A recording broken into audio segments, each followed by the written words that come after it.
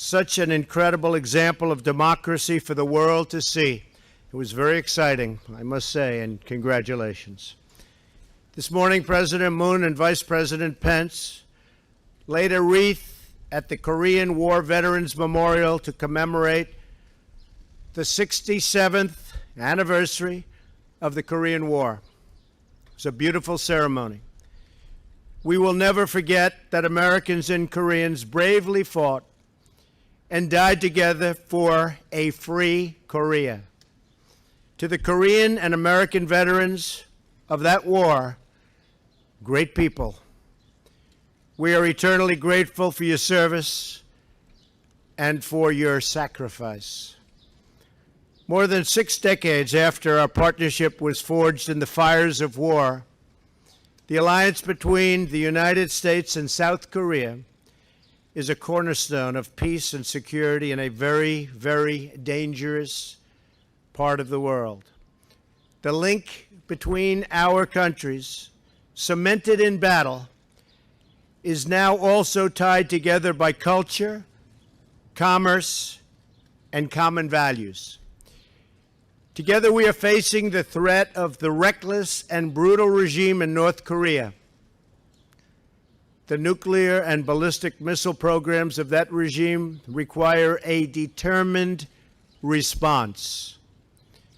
The North Korean dictatorship has no regard for the safety and security of its people or its neighbors, and has no respect for human life, and that's been proven over and over again.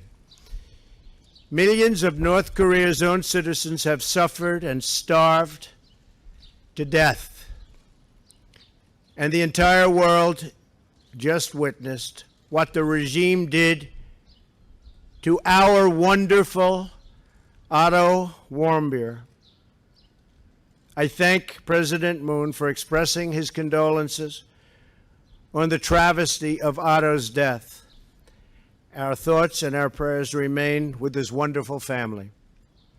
The era of strategic patience with the North Korean regime has failed. Many years, and it's failed. And frankly, that patience is over. We are working closely with South Korea and Japan, as well as partners around the world, on a range of diplomatic, security, and economic measures to protect our allies and our own citizens from this menace known as North Korea. The United States calls on other regional powers and all responsible nations to join us in implementing sanctions and demanding that the North Korean regime choose a better path and do it quickly, and a different future for its long-suffering people. Our goal is peace, stability, and prosperity for the region. But the United States will defend itself, always will defend itself, always. And we will always defend our allies. As part of that commitment, we are working together to ensure fair burden sharing in support of the United States military presence in South Korea. Burden sharing is a very important factor, a factor that's becoming more and more prevalent, certainly in this administration. We're also working to create a fair and reciprocal economic relationship. From when the U.S.-Korea trade deal was signed in 2011 to 2016, you know who signed it, you know who wanted it. Our trade deficit with South Korea has increased by more than $11 billion. Not exactly a great deal. I was gratified to learn about the new investments South Korean companies are making in the United States. This month, Schneider is sending its first shipment of American liquefied natural gas to South Korea in a deal worth more than $25 billion. It's great. We will do more to remove barriers to reciprocal trade and market access. We talked last night and today about some tough trade issues like autos and steel. And I'm encouraged by President Moon's assurances that he will work to create a level playing field so that American workers and businesses, and especially automakers, can have a fair shake at dealing with South Korea.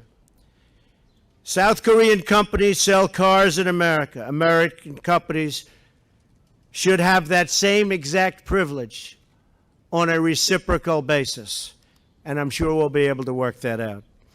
In addition, I have called on South Korea to stop enabling the export of dumped steel. These would be important steps forward in our trading relationship, very important steps. They have to be made. Not fair to the American worker if they're not, and they will be. Our teams are going to get to work on these issues, and they're going to sign a deal that's great for South Korea and great for the United States. Mr. President, I'm thrilled that you are here today and deeply honored that you choose to go to the United States as your first foreign trip as president. I greatly enjoyed our dinner last night and the many productive discussions that we've already started having today. I look forward to working with you for many years to come to strengthen our alliance, protect our citizens from common threats, and deepen the enduring bonds of friendship between Americans and the great people of South Korea. Thank you very much, President Moon. Thank you.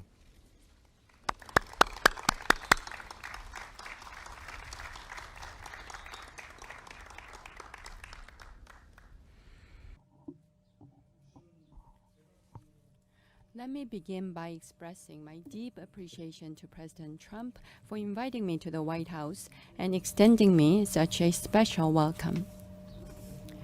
When I was elected president last month, President Trump was the first foreign leader to give me a congratulatory call.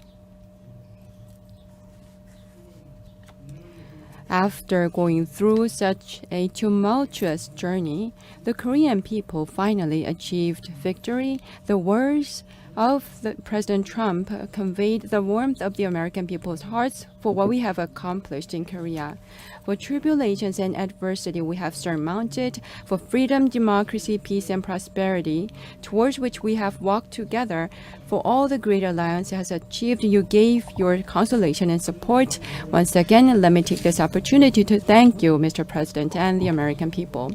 In my first phone conversation with President Trump last May, he came across as a man of determination and pragmatism, leaving me a powerful impression. And yesterday and today, I had a candid and lengthy conversation with President Trump, and I was able to prove myself right. From developing the ROK-US alliance, resolving the DPRK's nuclear issue, to building lasting peace on the Korean Peninsula, I affirmed President Trump's unswerving commitment, and we were able to build a broad consensus.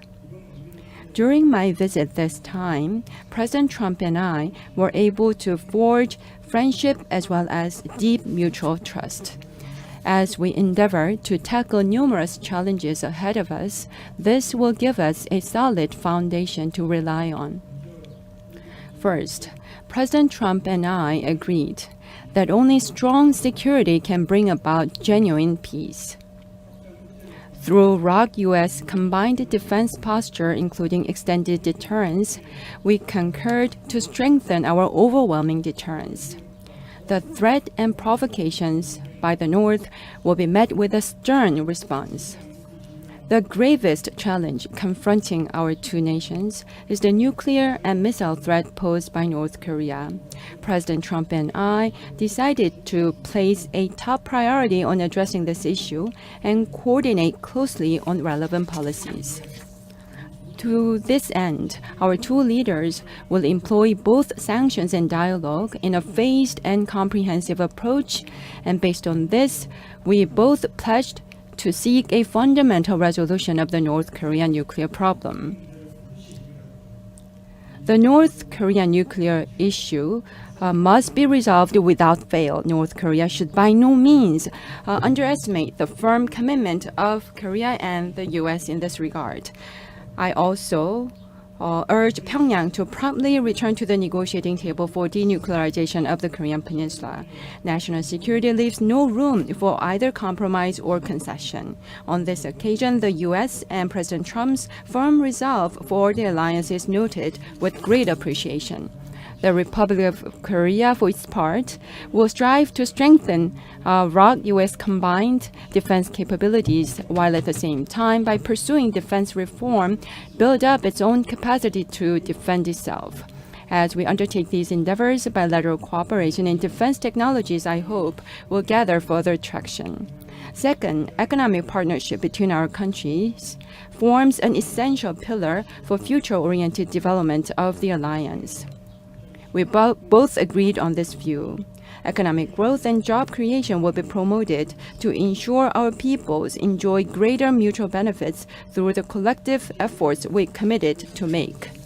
Third, as we fight against terrorism and other global challenges together, the ROK-U.S. alliance, as agreed by ourselves, will be broadened and developed into global partnership. As we move forward, our two nations will work towards establishing high-level strategic consultation mechanisms in diverse areas of interest. To make it happen, concrete actions will be formulated in close consultation.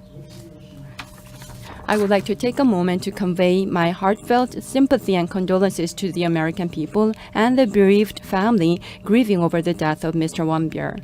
The raison d'etre of a state is to defend its people. I deeply sympathize with Americans who are saddened that they were not able to defend their fellow citizen. As a former human rights attorney myself, I am keenly aware of the significance of human rights as the universal value of humanity. To make sure such tragedy never repeats itself, our two nations will cooperate with the community of nations to promote human rights in North Korea. I also invited President Trump to visit Korea this year, and he graciously accepted my offer. Mr. and Mrs. Trump's visit to Korea will once again demonstrate not only our friendship, but also the intimate bond our peoples have come to foster through thick and thin. Your visit will become yet another milestone in defining our partnership. I will see to it that myself. Once again, Mr. President, I extend my sincerest gratitude to you and the First Lady for such warm hospitality. Thank you.